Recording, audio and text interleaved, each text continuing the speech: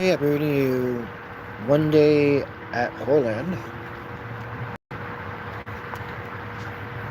Okay, if you're new to my channel, like, subscribe, share, comment down below, and click on the notification bell. And get started.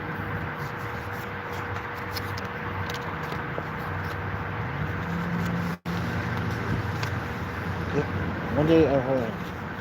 Chapter 1. As we enter the gates to Horrorland, we had no idea that in just a few hours, we would all be lying in our coffins. Um, I'm the calm one in the Morse family. Everyone says, Lizzie, you're the calm one. And I'm trying to tell you the story calmly. But believe me, there's no way. We had never planned to go to Horrorland. In fact, we in fact we never heard of Horrorland. The five of us were squeezed into Dad's little Toyota on our way to spend the day at Zoo Gardens theme park. Dad had messed up and left the map at home, but Mom said the park would be really easy to find. Um, when we, when we got close to the park, Mom said, um, there would be lots of signs to direct us. But so far, we haven't seen a single sign. Dad was driving, and Mom was beside him in the front. I was squeezed in the back with my little brother, Luke, who was 10, and Luke's friend Clay. It wasn't the best place to be. My brother cannot sit still for a second, especially in the car. He was just too much energy, and he's totally goofy. The longer we drove, the more restless Luke became. He tried wrestling with Clay, but there wasn't really room. Then he tried to arm wrestle with him, and the two of them kept bumping me until I lost my temper and started shouting at them to stop. Um, why don't you three play alphabet, Mom? Mom suggested from the front.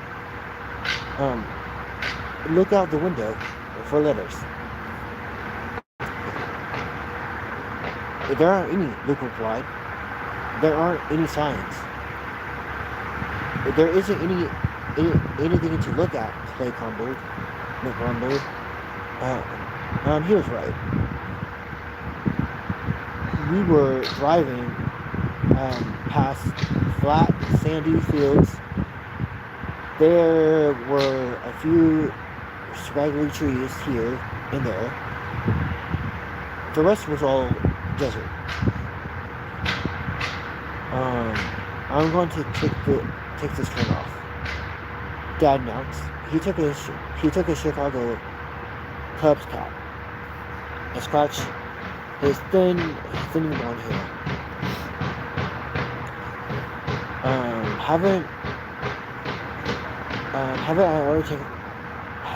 Haven't I already taken this turn off?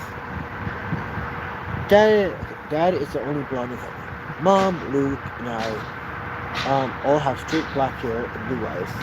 In fact, Dad doesn't look like. Dad doesn't look as if he belongs in the same family. All three of us are tall and thin, with very fair skin. Dad is short and kind of chubby, with a round face. That's almost pink. That's almost always pink. I tease him all the time because I think he looks think he looks more like a wrestler than a big manager, which he is. I'm pretty sure we've already been here. Dad said, it's hard to tell. It's all desert, Mom replied, gazing out, gazing out her window. Very helpful, Dad muttered. How can it be helpful? How can I be helpful?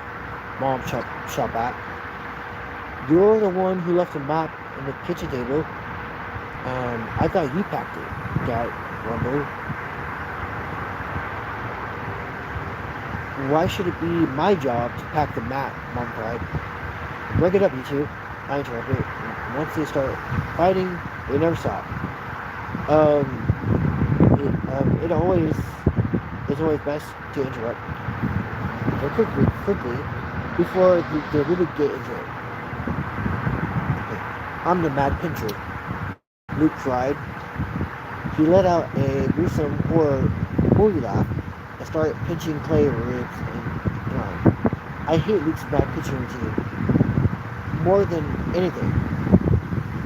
I was glad that Clay was sitting in the middle next to me and next to me, not me. Especially, the only way to stop Luke's pinching is to slug him. Clay started squirming and laughing. He thinks everything Luke does is a riot. He laughs at all of my brothers. So he laughs at all of my brother's stupid jokes and stunts. I think that's why Luke likes Clay so much. The two of them began pinching each other.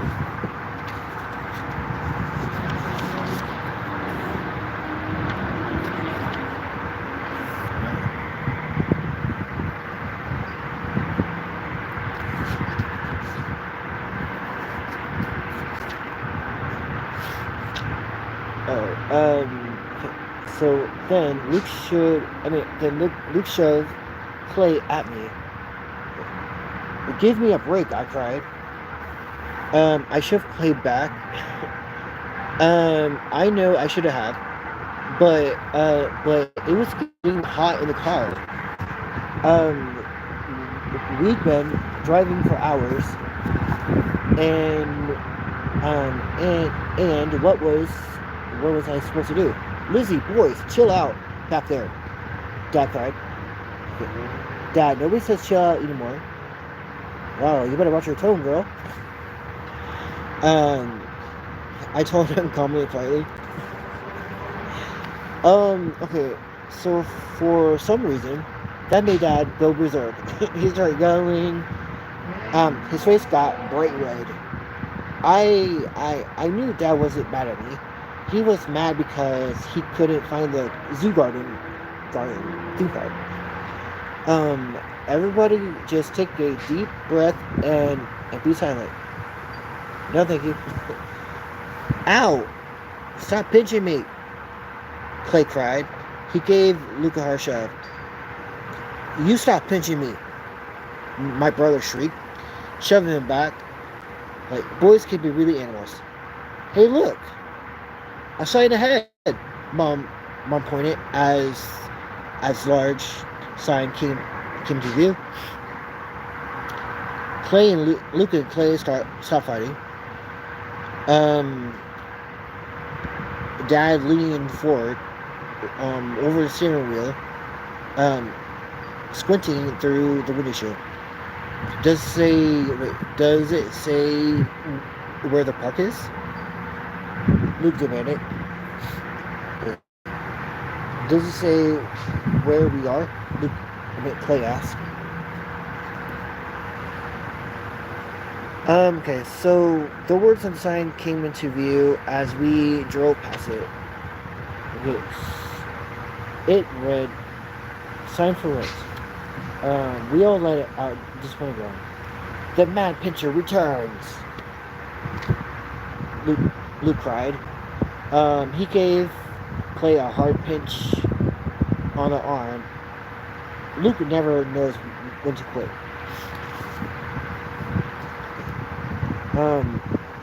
This road isn't going anywhere, Dad said, scrolling. I'll have to turn around and get back on the highway.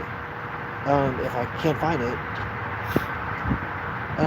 I think we should ask someone for directions. Really? Where, woman? Ask someone. Ask someone? Dad exploded. Okay. Do you see anyone I can ask? His face was bright.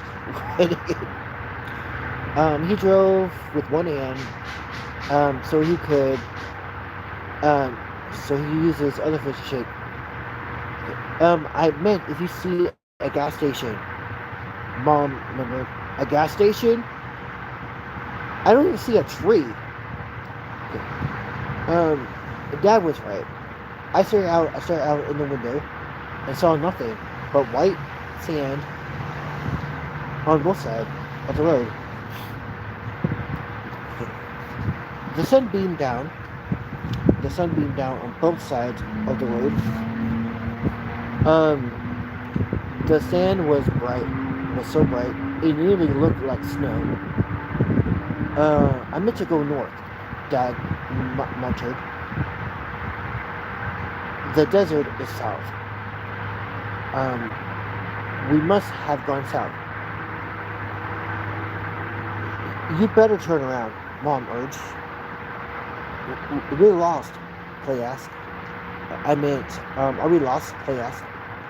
I could hear I could hear some fear in his voice.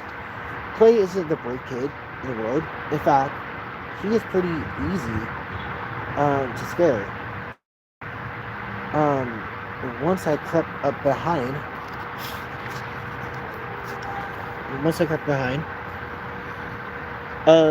him, in our backyard at night and whispered his name. He almost jumped right out of the shoe. Dad, are we lost? Clay repeated. Yeah, we're lost. Dad replied quietly, honestly. Clay let out a soft cry, a stomp in the seat.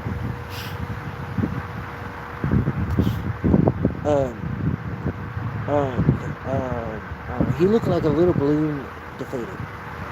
Don't tell him that, Mom cried sharply. What should I tell him? Dad snapped back. We are nowhere near zoo gardens.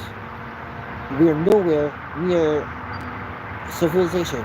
We are in the desert, going nowhere. Okay. Just turn around.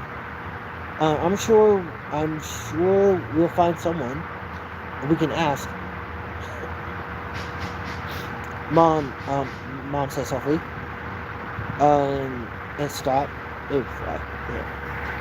Okay. And stop being so dramatic. We're all gonna die in the desert, Luke said. With a gruesome grin on his face. And blizzards will peck out our eyeballs, eat our flesh. What the hell?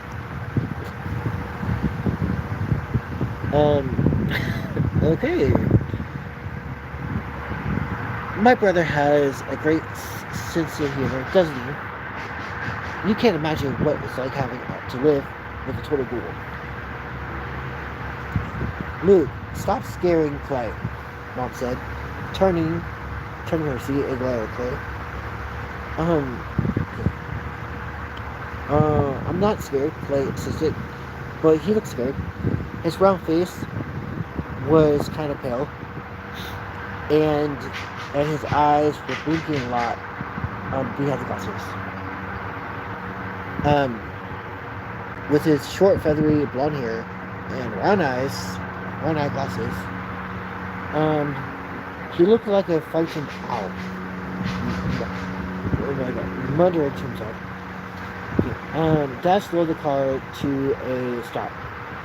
Then he turned around. And we headed back direction we had come.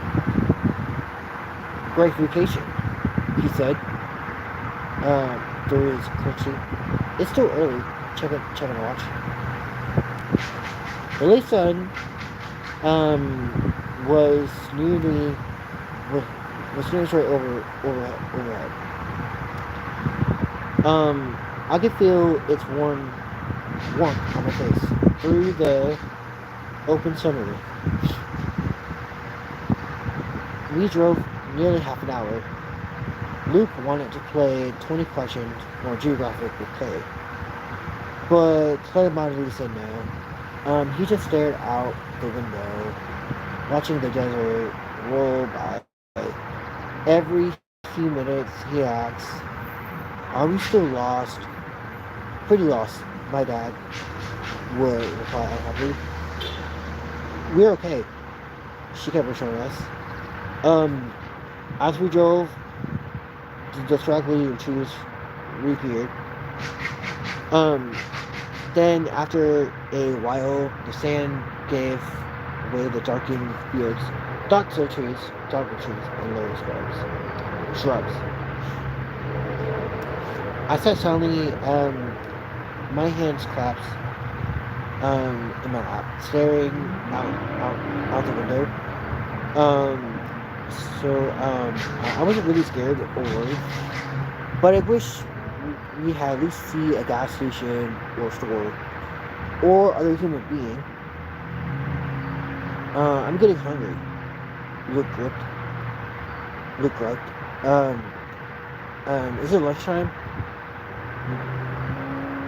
With a long sigh that sounded like air escaping a tire, Dad pulled the car to the side. He reached across Mom.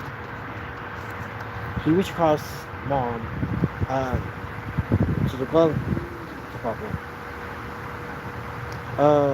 There he got some kind of map there.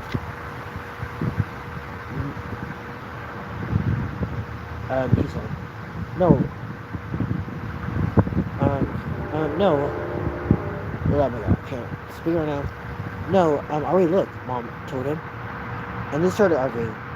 I raised my eyes and opened sunroof above my head. "Oh!" I let out a cry. I saw a hideous monster staring